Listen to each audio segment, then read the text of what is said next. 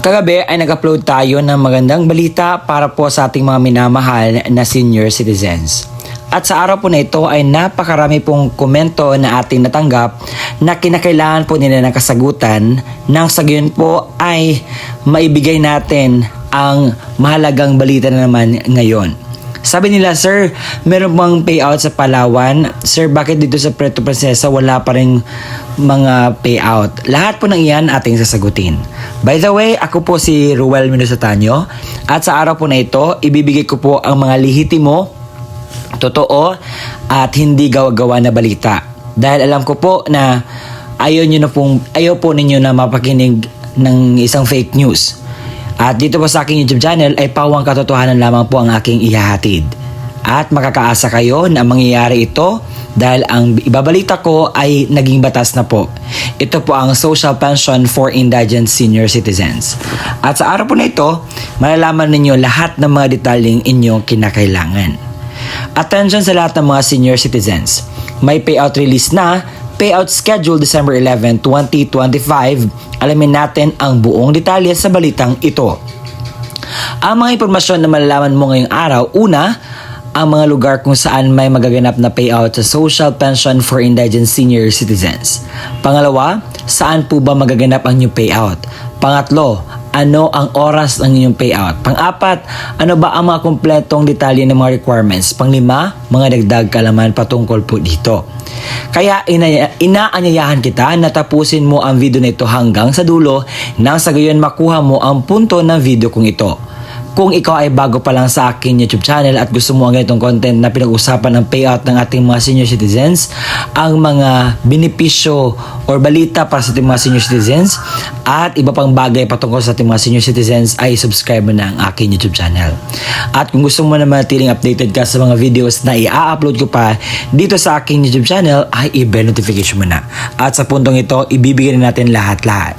Meron pong distribution of social pension for indigent senior citizens and person with disability for the 4th quarter local fund and birthday cash gift for senior citizens, person with disability, and solo parent for the month of October, November, and December 2025.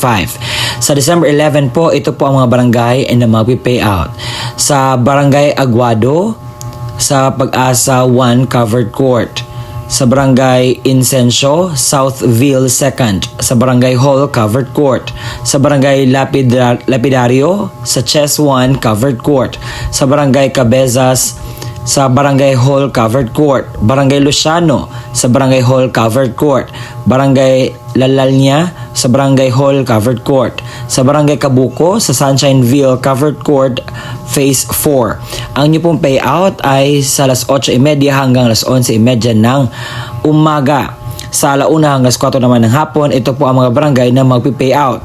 Sa Barangay Yugo Perez, Barangay Hall, Covered Court, Barangay Osorio, sa Barangay Hall, Covered Court, Barangay De Campo, sa Barangay Hall, Covered Court, Barangay San Agustin, Transville Homes Subdivision, Covered Court, Barangay Gregorio, Barangay Hall, Covered Court, Barangay Concho, Barangay Hall, Covered Court. Magaganap po ang inyo pong payout. May magaganap po na validation schedule sa December 11, 2025 sa Barangay Bagidan at Silangkum.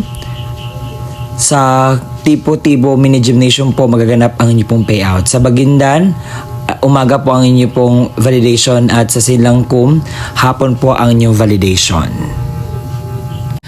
Sa Medina, Misamis Oriental ay meron po magaganap na payout sa Social Pension for Indigent Senior Citizens at sa punto pong ito, ibibigay ko lahat-lahat na kumpletong detalye para po makuha po ninyo lahat ito. Sa December 11, 2025, sa Barangay Bangbang na may 78 pensioners, alas 8 hanggang alas 11:30 ng umaga sa Teller 1 sa Municipal Covered Court, Medina, Misamis Oriental. Sa Barangay San Roque, 70 pensioners, alas 8 hanggang 11:30 ng umaga sa Teller 2 sa Municipal Covered Court, Medina, Misamis Oriental. Sa Barangay Gasa na may 67 pensioners, alas 8 hanggang 11:30 ng umaga sa Teller 3 sa Municipal Covered Court, Medina, Misamis Oriental. Sa Barangay San Isidro na may 62 pensioners, alas 8 hanggang 11:30 ng umaga sa Teller 4 sa Medina Covered Court ng Misamis Oriental. sa Barangay Pahindong na may 105 pensioners alas 8 hanggang 11:30 ng umaga, sa Teller 5 sa Municipal Covered Court Medina Misamis Oriental, sa Barangay San Vicente na may 74 pensioners alas 8 hanggang 11:30 ng umaga, sa Teller 6 sa Medina Misamis Oriental Municipal Covered Court, sa Barangay San Jose na may 74 pensioners alas 8 hanggang 11:30 ng umaga, sa Teller 7 sa Municipal Covered Court ng Medina Misamis Oriental. Meron pa dito sa afternoon sa Mananumdaan, 67 pensioners alauna hanggang alas 3 ng hapon, sa Teller 1 sa Municipal Covered Court Misamis Oriental, sa Barangay Dig Agayon na may 76 pensioners alauna hanggang alas 3 ng hapon, sa Teller 2. Barangay Tambagan na may 109 pensioners alauna hanggang alas 3 ng hapon, sa Teller 3. Ang payout po ay same pa rin. Sa Mananum Bago na may 80 pensioners alauna hanggang alas 3 ng hapon, sa Teller 4. Sa Barangay Portulin, 108 pensioners alauna hanggang alas 3 ng hapon, Teller 5. Sa Barangay Tupon, 145 pensioners alauna hanggang alas 3 ng hapon, sa Teller 6. Third and fourth quarter pension payout sa H. Mander Gymnasium sa December 11, second person and mga deceased po. Sa Kitaw-Taw, Bukidnon ay meron po magaganap na payout sa social pension fourth quarter payout sa December 11, 2025 alas 9 ng umaga hanggang alas 13:30 ng hapon na may 1,677 pensioners sa Kitubo Covered Court ang payout. Sa Munisipalidad ng Malitbog sa probinsya ng Bukidnon, meron po magaganap na payout sa December 11 mula alas 8 hanggang 5 ng hapon. Sa LGU po ng inyo pong lugar ay magaganap po ang inyo pong inaasam-asam na payout. Sa Munisipalidad ng Aritao sa probinsya ng Nueva Vizcaya, meron po magaganap na payout sa fourth quarter 2025 sa December 11, 2025 sa Thursday 10:45 to 12 p.m. at magaganap po ito sa inyo pong barangay hall. Sa alas 8:30 hanggang alas 9:45 ng umaga sa Barangay Baan, Barangay Hall na may 17 pensioners. Sa alas 9:45 hanggang alas 10:45 ng umaga sa Barangay Kirang, sa Kirang Barangay Hall na may 62 pensioners, 5 repayroll. Sa alas 10:45 alas 12 ng tanghali sa Barangay Kumon, sa Kumon Barangay Hall na may 101 pensioners and 4 repayroll. Alas 12:30 hanggang 1 ng hapon sa Barangay Betty, sa Betty Barangay Hall na may 16 pensioners, 4 repayroll. Sa alas 8:30 hanggang 9 ng umaga sa Barangay Yaway, sa Yaway Barangay Hall na may 26 pensioners, 1 repayroll. Alas 9:30 hanggang 10:30 ang Barangay Anayo, sa Anayo Barangay Hall na may 17 pensioners. Alas 10:30 hanggang 11 ng umaga ang Barangay Kanabuan, sa Kanabuan Barangay Hall na may 27 pensioners, 3 plus 2 ang repayroll. Sa alas 11 hanggang alas 12 ng tanghali ang Barangay Kanarem, sa Kanarem Barangay Hall na may 47 pensioners at 1 repayroll. Sa alas 12:30 ang unang hapon sa Santa Clara Barangay Hall na may 18 na pensioners na may 2 repayroll. May magaganap din na payout sa probinsya ng Isabela sa munisipalidad ng Cabatuan sa December 11, 2025. Sa Team A, sa Barangay Tandul, alas 8 hanggang 12 ng tanghali. Sa Barangay Diamantina, alauna hanggang 5 ng hapon. Sa Barangay Kanan, Team B na po ito, alas 8 hanggang 12 ng tanghali. Sa Barangay Paraiso, alauna hanggang 3 ng hapon. Sa Barangay Kuling Sentro, alas 3 hanggang 5 ng hapon. Sa Team C, ang Barangay Luzon, alas 8 hanggang 12 ng tanghali. Sa San Andres, alauna hanggang 3 ng hapon. At sa Del Pilar, alas 3 hanggang 5 po ng hapon. Meron po magaganap na payout sa Barangay Sinian, Covered Court, sa December 11, 2025, fourth quarter social pension payout sa alas 12:30 hanggang alas 13:30 ng hapon po ang inyo pong payout. Sa probinsya ng Zamboanga del Norte, sa munisipalidad ng Katipunan, meron po magaganap na payout fourth quarter 2025, December 11, sa Karupay, Diabak, Sitog, Miatan, Malugas, Siruan alas 8 ng umaga, Ceres alauna ng hapon, Patik alas 8 ng umaga, Sinuyak alauna ng hapon, Luyuran alas 8 ng umaga, Basagan alauna ng hapon, Sanao alauna alas 8 ng umaga, Singatong alauna ng hapon, Santo Niño alas 8 ng umaga, San Vicente alauna ng hapon. Sa December 11, 2025, alas 8 hanggang 12:30 ng umaga, hapon, meron po maganap na payout sa Barangay Plaridel na may payroll number 7662801 na may 33 pensioners. Sa Treasurer's Office po ang payout sa Municipal Gymnasium. Sa fourth quarter naman, 7572791 na may 35 pensioners. Sa Cat Ewing, sa third quarter, 378218 na may 44 pensioners sa Treasurer's Office. Sa fourth quarter, 376216. Sa Amaga, sa third quarter, 1 to 25. Sa fourth quarter, 1 to 24. 24 ang third quarter, 25 ang fourth quarter, 24 po ang fourth quarter. Sa Barangay Sagbuk, sa third quarter po ay 388582927. Sa Treasurer's Office po sa Municipal Gymnasium po ang payout. Sa December 11, meron po magaganap na payout sa Barangay Umagahan Covered Court, sa Barangay Katmon na may 277 pensioners at sa Umagahan na may 316 pensioners, a total of 597 pensioners po. May payout po sa Southern Leyte sa munisipalidad ng Machuron. Sa December 11, 2025, sa morning, Barangay Cambaro, Salvador, Mulupulo, Aguinaldo, Canlusay, Buscayan, Flordeles, Upper Villacinta, alas 8 po ang inyong payout. Sa alas 11 naman, sa Lower Villacinta, Barangay Asuncion, Barangay San Roque, Barangay Guadalupe, Barangay San Vicente Upper at Barangay San Isidro.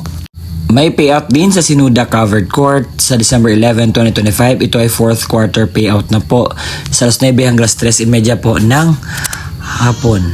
Sa Dupax, meron po magaganap na payout sa December 11, 2025 sa alas 9 hanggang 4 ng hapon. Sa Barangay Bilans na may 31 pensioners, Barangay Binuangan na may 3 pensioners, Barangay Makabenga 14 pensioners, Barangay New Gumiad 4 pensioners, Barangay Uyaw 18 pensioners, Barangay Yabi 7 pensioners. Ang payout po ay magaganap sa Bilance Gymnasium. Sa Barangay Makatang na may 174 pensioners, alas 8:30 ng umaga sa Municipal Gymnasium. Barangay Matapong na may 135 pensioners, alas 8:30 sa Municipal Gymnasium. Sa Barangay Matpok na may 137 pensioners, alas 8:30 ng umaga sa Municipal Gymnasium. Sa Barangay Manapa, 317 pensioners, alas 8:30 ng umaga Municipal Gymnasium. Sa Barangay Taluaw na may 187 pensioners, alas 8:30 ng umaga sa Municipal Gymnasium po. Magaganap po ang inyo pong inasam-asam na payout sa Social Pension for Indigent Senior Citizens sa December 11, 2025. Sa December 11, 2025, alauna hanggang 12:30 ng hapon, meron po magaganap na payout sa Consolacion Covered Court sa Consolacion Dalaguete. May payout din sa Barangay Tuba Covered Court, alauna hanggang 2 ng hapon. Mas mabuti po kung sayo or early sa December 11, 2025. Sa Barangay San Jose Senior Citizen Social Pension Payout sa December 11, 2025, meron po magaganap na payout sa Barangay San Jose Tennis Court sa inyo pong lugar. At ang huli po sa ating listahan ay ang Office of the Senior Citizens Affairs ng Kananga, Leyte, dahil meron po sila magaganap na payout sa December 11, 2025 sa Barangay Santo Domingo, Barangay Tagaytay, Barangay Libertad at Barangay Tugbong. At yun po ang kumpletong detalye ng ating mga lugar kung saan may magaganap po na payout sa social pension for indigent senior citizens. Sir, dapat ko ba itong paniwalaan? Opo naman, dapat niyo po itong paniwalaan dahil ito po ay magaganap at mangyayari po bukas. Dahil kung hindi po ninyo ito paniwalaan, hindi po ito, sayang po ito na hindi makuha. Marami pong mga pensyon na hindi nakuha dahil hindi sila naniwala. At ito po ay ganap na batas, ang Social Pension for Indigent Senior Citizens, na dapat po natin paniwalaan at kunin. Sayang din naman. Kung ako lang, kunin ko talaga dahil para din ito sa ating pambili ng gamot, pandagdag po na ito. At sa mga natatanong, sir, bakit wala po ang aming lugar dyan? So, ganito po ang mangyayari. So, pumunta kayo sa pinakamalapit na lugar sa inyo at tanungin po ninyo kung ano bang update sa inyong Social Pension for Indigent Senior Citizens. Kailan po ba magaganap? Anong oras po ba? Tanungin mo lahat. Nang sa gayon po updated ka sa mga pangyayari po sa inyong lugar o barangay. At sa ngayon po, dahil bawal pong walang documents na dadalhin, ipaparinig ko sa inyo ngayon lahat ng mga detalye ng requirements na dapat nyo pong kunin. Kung senior citizens or beneficiaryo ang kukuha ng kanyang payout, isang malinaw na photocopy or Xerox ng senior citizens ID na mayroong 3 original na pirma or thumb mark katulad sa ID ng senior citizens. Paalala, panatiling presentable ang mga dokumento, ilagay sa plastic envelope nang iwasang magusot. Huwag bilutin ang mga papel at siguraduhin pareho ang pirma o thumb mark base sa senior citizens. Kung authorized representative ng senior citizens or beneficiary ang kukuha ng pensyon, isang malinaw na photocopy ng ID ng senior citizens at lagyan na 3 original na pirma o thumb mark katulad ng nasa ID ng senior citizens. Authorization letter na nagmumula sa MSWDO, CSWDO at OSCA na mayroong original na pirma na MSWDO, OSCA, senior citizens at authorized representative. Isang malinaw na photocopy ng government-issued ID gaya ng SSS, updated PhilHealth ID, Barangay ID, UMID, Voters ID, updated voter certification, updated police clearance ng authorized representative at lagyan na 3 original na pirma o thumb mark katulad ng ipapakitang ID. Paalala, siguraduhin pareho ang lagda thumb mark ng senior citizen, beneficiaryo at authorized representative base sa kopya ng government-issued ID na presenta. Kompletuhin ang mga hinihinging lagda thumb mark sa authorized letter, iwasang magusot at huwag bilutin ang mga dokumento. Kung namatay na ang beneficiaryo, isang malinaw na Xerox ng ID ng pensioners, warranty letter na nagmula sa MSWDO, CSWDO o OSCA na may pirma ng MSWDO, Xerox ng death certificate ng beneficiaryo na mayroong serial number, isang malinaw na photocopy ng government-issued ID gaya ng SSS, updated PhilHealth ID, updated Barangay ID, UMID Voters ID, updated voter certification, at updated police clearance ng authorized representative at lagyan na 3 original na pirma o thumb mark katulad ng pinapakitang ID. Paalala, kompletuhin ang mga hinihinging lagda o thumb mark sa warranty letter at iwasang maggusot at huwag bilutin ang mga dokumento. Kung wala ang death certificate, kinakailangan ng certificate mula sa MSWDO, CSWDO na nakasaad ng pagpatunay na ang beneficiaryo ay patay na at kasalukuyang inasikaso ang death certificate. Huwag kalimutan magdala ng inyong ballpen na itim, payong at saka tubig. At kung meron na doon na po kayo sa payout, kinakailangan niyo pong gawin ito. Kinakailangan kumain muna kayo before pupunta sa payout. Magdala ng sariling ballpen, inumin at gamot kung kinakailangan. Baka pagdating po doon ay medyo mas ready tayo para maiwasan natin ang mga darating pang mga sakuna. At ang gagawin niyo po is magpila po, sumunod sa mga alituntunin ng payout. At yun po. At yun po ang kumpletong detalye na ating nalalaman ngayon. Maraming salamat po sa walang sawang pagsusuporta, panunood po sa ating mga ina-upload na vlogs. Umabot na po tayo sa 70,000 subscribers. Maraming salamat po and God bless us all. Gawin natin 100K. Kaya ba? Salamat!